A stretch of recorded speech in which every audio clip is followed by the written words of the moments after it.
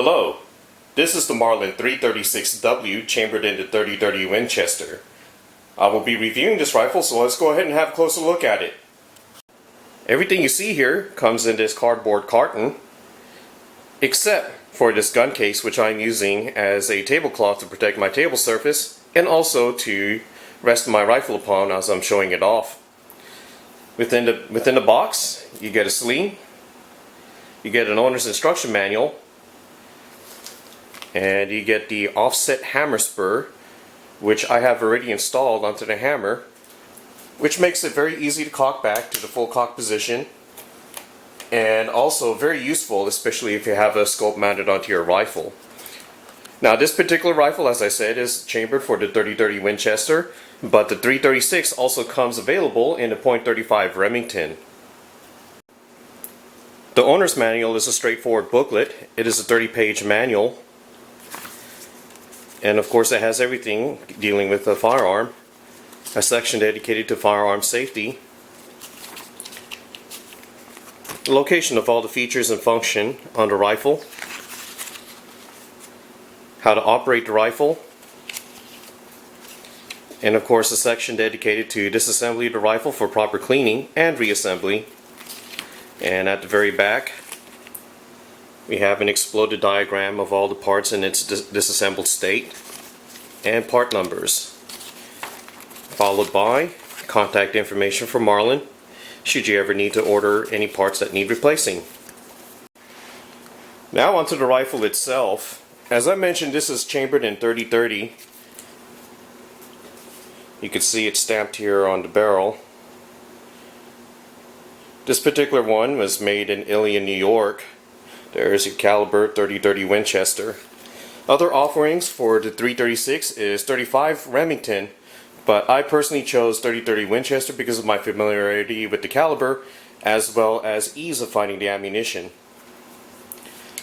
Yeah, at the top over here, it's your iron sights are your typical dovetail sights on your Marlin rifles. The rear sight does fold down if you want to put a scope on it.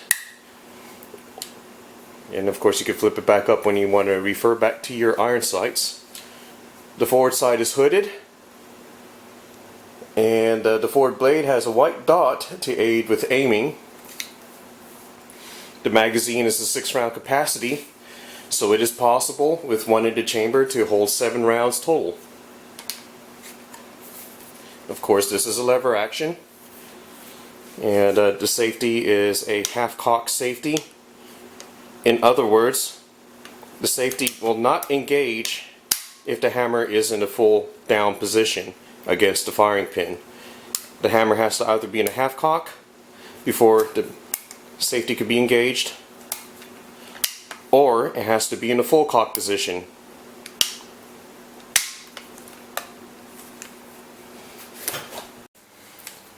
The metal finish on all the metal parts of the 336 is a bead blast. I believe it is not blued. Somebody correct me if I am incorrect about that. To me, I like this bead blasting look. It gives it kind of a powder coat appearance. It's hard to see. I'm trying to bring this up to the camera to get a much closer look, but it's hard to actually capture that texturing. And the wood stock, I believe, is walnut. Somebody correct me on what the wood material is if it is not walnut. The checkering is stamped in on the foregrip and also on the pistol grip, both sides. And all the wood parts are finished with Marshield finish. The pistol grip does not have an end cap, but some improvement I do see here is that the buttstock, the butt plate to the stock matches rather exactly. I've seen Marlins where the buttstock is actually oversized and the butt plate is undersized, which gives it a rather not a very good finished look. Now, I've heard of people complaining about this fit in between the pistol grip and the rear end of the receiver. I've had people say that there's so much space right here in between the receiver and the forend of that pistol grip that you could actually see daylight through it. I personally cannot, not with this rifle.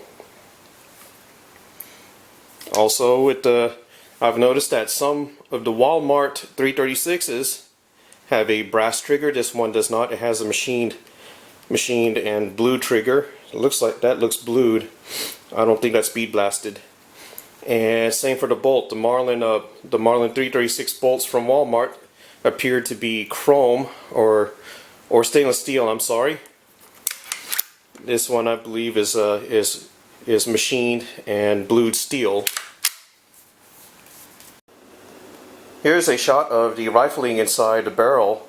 What I'm trying to do is I'm trying to show Marlin's Microgroove. Microgroove is of course patented by Marlin. This camera shot is not very good. I can't show off the rifling very well. I'm trying to give different angles here, but my camera cannot capture it. But I wanted to show just how small the Microgroove is compared to your typical Ballard rifling. The Microgroove is nominally set at around 0.014 inch width of each land, and each land depth is maybe at most 0.015 inch, where your typical Ballard rifling could be as much as 0.09 inch in width per land and a depth of up to 0.03 inches. The 336C, W, and I believe also the SS all use the 20-inch barrels. The barrel specs, I believe, are a right-hand turn with one twist for every 10.5 inches traveled, but I could be wrong on that. I believe some of the older Marlins are only a 10-inch for every twist. The top of the receiver, you could see there are small set screws. There's 4 of them. These all come out. You just need a small slot screwdriver to take them out, and you could actually mount different accessories, either an accessories rail or a scope. Not included with the rifle are a scope and mounting rail. I had to purchase these separately, but I do want to accessorize my rifle with a scope and mounting rail. With the scope, I also had to purchase separately a set of scope rings. This particular mounting rail is a loophole, and it's made specifically for Marlins. The hole spacings are made for the model 444 and 336, and I believe other similar lever action rifles. Now these mounting holes will line up with the set screws that you have to remove with a slotted screwdriver. I've already done that. These are now empty holes, and I've taken the set screws and put them aside into this hammer spur bag. So just in case I need to return it back into the receiver, I have them right here. I mounted up the scope and the scope rail. I used tread lock on the hex nuts that I was mentioning about earlier to mount the scope the rail onto the top end of the receiver. In the scope, I'm using a loophole with knurled knobs to screw this on down, and it also has coin slots to further tighten it if you need. This is just simply a cheap Tasco. I do not know how much this costs. It's a 3 to 9x magnification. And this is exactly the same style of scope that I have on my other Marlin 336. And I initially sighted it in with this Cabela's bore sight, and it's just simply a button to press laser pointer. When this is in the rifle, the back of the bolt depresses down on this little button, and the laser beam emits out the muzzle. And then when I took it to the range, I further sighted in the rifle for 100 yards, and I was using 30-30 Winchester.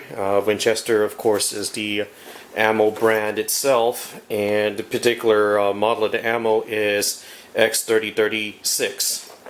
And I believe this is also a 150 grain, and this is there it is, a 150 grain, and I believe this is a CPX2. The ballistics on this is actually very spot on. At 100 yards, it is right at 0. And at 50 yards, it's a very flat trajectory. So at 50 yards, your rise is only maybe 0.7 inches.